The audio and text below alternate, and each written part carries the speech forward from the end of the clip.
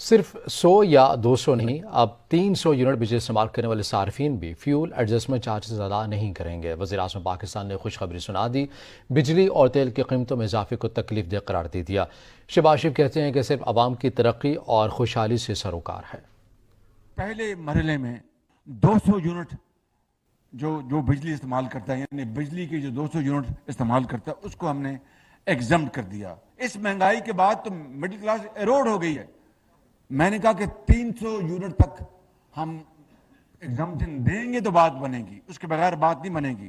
چنانچہ 200 کو ہم نے ایگزمپٹ کیا ایف اے سی میں، 6 ستمبر تک مہلت لی کہ سبھی کا ہم نے بل رکوایا، اور آج میں الحمدللہ آپ کو کہہ سکتا ہوں کہ 300 یونٹ تک جو لوگ بجلی استعمال کرتے ہیں ان کو سب کو ایف اے سی سے ایگزمپشن ہم نے۔ تیل اور پٹرول کی قیمتیں شروع میں بہت بڑھی، کمی بھی آئی، لیکن کمی کم آئی اور بڑھائی زیادہ گئی، اس میں کوئی دو رائے نہیں ہے، سچی بات